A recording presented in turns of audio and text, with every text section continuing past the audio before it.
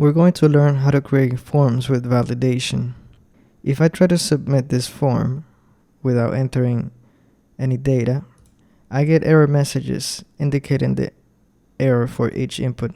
For example, an email is required. Now, if I add an email to this input, the error message disappears. This applies to all the required inputs. Now, if I finish filling this form, we see the current state of the form down here. Now, if I submit the form, I see the result in the console. Here I have a basic Next.js project. We want to create forms with validation. We're going to use Zod, which is a schema validation package, React Hook Form, which improves dealing with forms in React, and Hook Form Resolvers, which is a React Hook Form package that allows us to use the Zod validation with React Hook Form. So let's install the dependencies. Now that we have installed these 3 dependencies, we can create the form. We created a new component in the components directory called userinfo.tsx. This component has the form and the inputs that we'll use for this example. We have email, name, alias, date of birth, weight, and marital status. We've also added a little bit of CSS under the styles directory, and this is just to center the form and make sure it doesn't take the full width. Now, the output that we get from this markup, it's here. Now we've added React Hook Form to the form. Let's look at the changes. First, we created a type, inputs, and it's an object type, and it's created based on the inputs that we have. For example, we have ID email. So in the object, we include email as a string. Same for the name, ID name. We have name string, and you notice we have all of them as strings. However, this may be a little bit strange because, for example, the weight input is of type number. Now, why do we set the type of an input of type number? We set it as string. This is actually because of HTML. In the browser, actually, all the outputs from the inputs are strings. So for example, if I type 22 here, this will not give me a number 22. This will actually give me a string. If we look down here, a string with the characters 2 and 2. So this is the reason why we set every input here in the inputs type as a string. Now we pass the inputs that we defined to the useForm hook and define some default values. So we have alias, date of birth. We have them all as empty strings. This will translate so when you load the browser, all the inputs will be empty. We also define an onSubmit method to handle the data coming from the form. And we handle the submission event. So we use the onSubmit attribute of the form tag, and then pass in the handle submit method from the useForm hook here, and pass in the handler method that we created to the handle submit. We then register all the inputs with React Hook Form by using the register method and passing the names that we've defined in the inputs here. So for example, if I delete this, we'll see that TypeScript is suggesting all of the names that we've defined in the inputs. In this case, this is the email, so we do register email. Finally, you see that I use the watch method here. This is actually just a development tool, and you see the output here. Thanks to this development tool, all the changes that we make here will be reflected here, so it will be easier to know if something is wrong. Now, to handle the validation, we create a new file called userinfo.ts on the validation directory, and start by importing Zod and create a new constant, userinfoSchema. First, we see that the inputs here, the type of inputs, is an object. So we define the object here. Now we have to go one by one, adding the validation for each field. First, let's start with the email. And so we define the validation. We expect the input to be a string of type email. This is a Zod specific validation. This will validate the email here. For example, let's say if the user doesn't include an @ sign, it will fail the validation. So that's what the email does here. Now we have to do the name.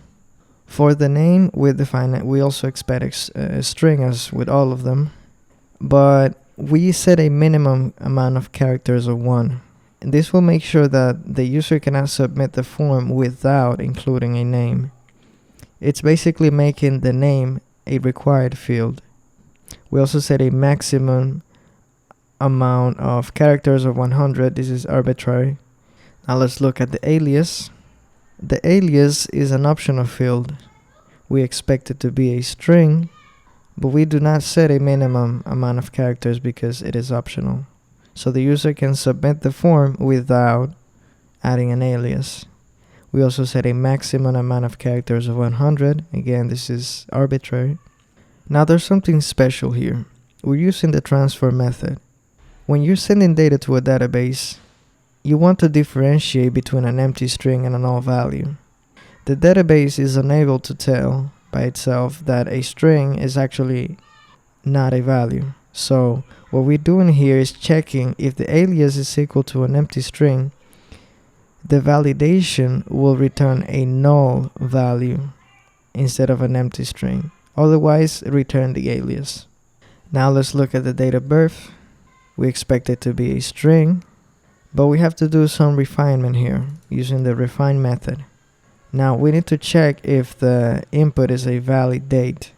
For this, this is supposed to be a string, this date here. So we instantiate a new date object using the new date, and we convert that to a string. We're checking if it's not equal to an invalid date, then it is successful. Now, if it is equal to an invalid date, we'll send this error message saying a valid date of birth is required. Lastly, we need to transform, just like we did here with the alias. We need to transform this before we send it to the database. This is actually optional, but included just because it is actually what you may want to do in this case. You don't want to send a date as a string. You actually want to send a date object to the database. Now the weight, we expect it to be a string again, but we have to refine this input. Now this weight here will be a string. Let's say string 55. Now we need to check that this is a number. To check, there are many ways to check, but in this case I created this say function here. First, we're using the parseFloat method from JavaScript to convert this string into a number, and then we're checking if this is not a number. If it is not a number, then this should fail, and that's what's happening here. Whatever you pass in the weight input has to be a number, otherwise it will fail. Lastly, we transform this to return a number. Finally, there's a caveat here. We created a select dropdown. For this, we're actually going to use the enum from Zod to pass in all the possible options that are in the dropdown menu. We're going to create a pseudo enum. This is not a TypeScript enum. This is just an array with the values from the select. This will check that whatever you passed in the select is one of the values. You cannot pass hello in this select. Now, this is extra. It's not actually required for the validation, but we'll take advantage of this pseudo enum that we created and use it in the markup for the form. So we created a new object where the keys are the options, and then the value here is just some display value. This can be whatever we want. In this case, I've just capitalized the start of every word. Now, if we go back to our user info component, we'll see a few changes. First, we pass the Zod resolver to the user info hook. We pass in the Zod resolver that we imported from this library and pass in the schema that we defined. Next up, we have the options for the select, which we create using the marital status object that we have defined in the validation. In this case, it will be 4 options. So we are mapping through this object and creating the options.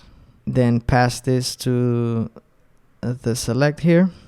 And just like that, we have automatically generated all the options with type safety. Next up, we have the error messages. We're using the errors from the form state here. So we're grabbing the errors of the form. If there is an error for the current input, we display the error message here. And we're doing that for every input. Lastly, we have the disabled state here that we changed. We've disabled all the inputs if the form is submitted.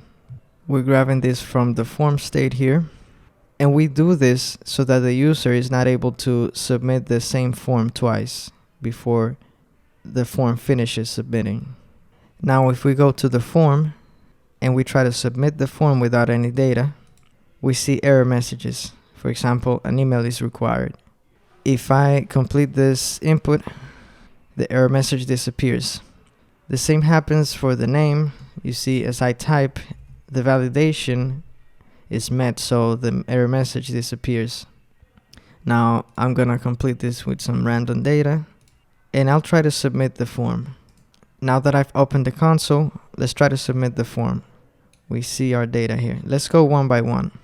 First, we have the alias. If we take a look, the alias is an empty string in the form, but in the console is a null value. Why is this happening? Well, if we go back to the validation and we check here, we're transforming the alias to a null value if the alias is an empty string. Same thing happens with the date of birth. It is in the console a date object, but in the form it's a string. And same thing with the number. Here we have a string 123, and here we have a number 123. The rest of the inputs are strings, so we don't have to perform any transformations. And just like that, we have a form with validation using Zod and React Form.